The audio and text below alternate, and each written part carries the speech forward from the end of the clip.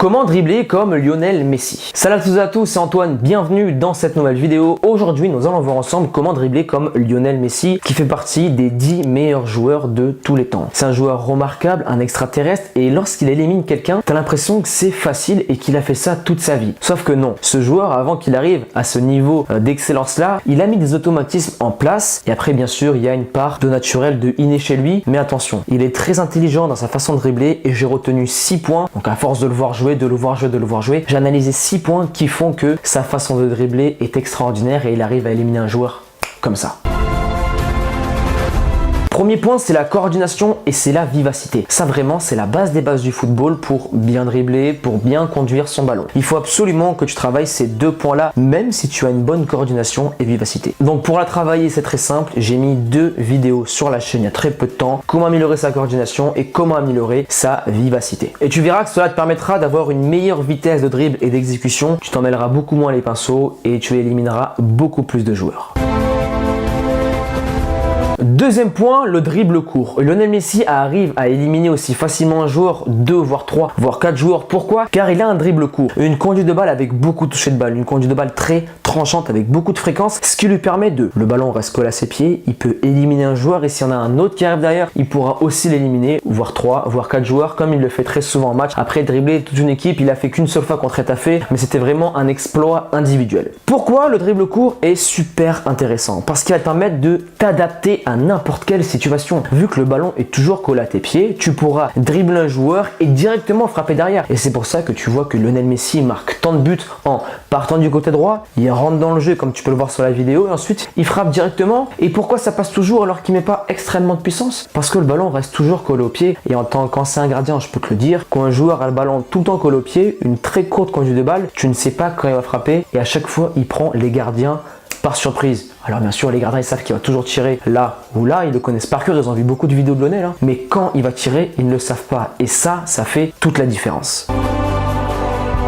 Troisième point, il a une phase de déstabilisation lorsqu'il élimine un joueur et encore plus maintenant car son coup de rein est beaucoup moins intéressant que lorsqu'il était jeune. Comme tu peux le voir sur la vidéo avec Roberto Carlos ou la vidéo avec Sergio Ramos, je te dis ça parce que c'est les 2 vidéos qui m'ont le plus marqué, il est face au joueur et le déstabilise toujours avant de le dribbler pour être sûr à 100% de passer. Qu'est-ce qu'il fait en contre 1? Il arrive et il fait feinte de corps où il part de l'autre côté ou inversement il feinte de corps et il part de l'autre. C'est une feinte de corps très simple mais il la maîtrise à la perfection. Ce qu'il faut que tu fasses lorsque tu dribbles un joueur et pour se rapprocher du niveau de Lionel Messi, pour dribbler comme lui, tu dois absolument déstabiliser le défenseur avant de le dribbler. Imagine tes défenseurs et d'ailleurs pose la question à un défenseur, il va te dire ouais mais tu sais quand tu dribbles face à moi et quand tu pousses le ballon pour essayer de me dribbler sans me déstabiliser avant, pour moi c'est facile, hein. Tu pousses le ballon même si t'as un bon coup de rein, je vais pouvoir te rattraper en taclant ou autre, alors que si tu es face à lui, bon Lionel Messi il fait pas de passement de jambes, hein. Mais toi tu peux faire des passements de jambes, des feintes de corps, d'ailleurs la feinte de corps c'est ce qui marche le plus. Feinte de corps, tu vois qu'il mord à l'hameçon et tu pars de l'autre côté.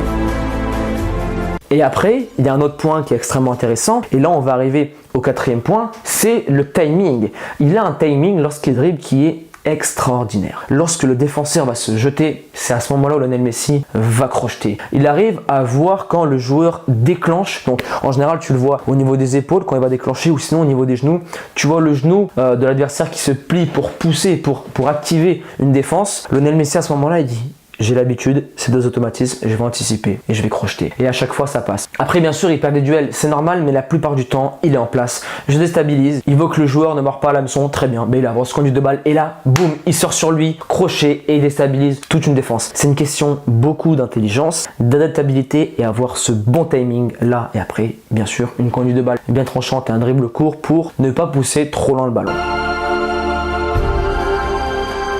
5e point, pour dribbler comme Messi, il faut que tu aies des automatismes et des anticipations. Par exemple, il y a une phase de déstabilisation comme je te l'ai dit, mais cette phase-là, elle peut se faire avec des automatismes. C'est-à-dire que tu vois souvent cette action en match, et d'ailleurs tu dois la faire assez souvent car elle marche bien, tu as le milieu droit qui a le ballon.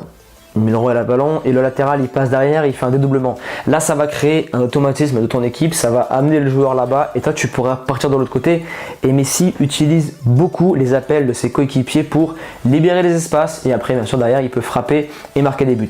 Après aussi il va y avoir de l'anticipation. L'anticipation j'appelle ça plutôt la photographie du jeu. Tu dribbles comme Lionel Messi, comment faire? Lorsqu'il reçoit le ballon, il fait une photographie du jeu, il anticipe, il sait à peu près ou du moins presque tout le temps ce qu'il va faire comme dribble et après il pourra lancer c'est derrière soit Suarez ou soit la plupart du temps c'est Jordi Alba. Il est côté droit, il a un joueur face à lui, avant de la recevoir, il dribble comment? Une passe est un dribble pour éliminer plusieurs joueurs. Ensuite, on lui remet, il voit ailleurs ou sinon il fait crochet intérieur-extérieur, mais à chaque fois il revient sur son pied gauche pour aller à l'opposé. Tu as déjà connu cette situation en match, hein. Tu dribbles un joueur et après tu arrives devant le défenseur, tu perds le ballon car tu sais pas quoi faire. Cela s'appelle de l'intelligence de jeu. Photographie le jeu et anticipe-moi tout ça pour avoir toujours ce coup d'avance sur l'équipe adverse et le défenseur adverse pour déstabiliser tout ça.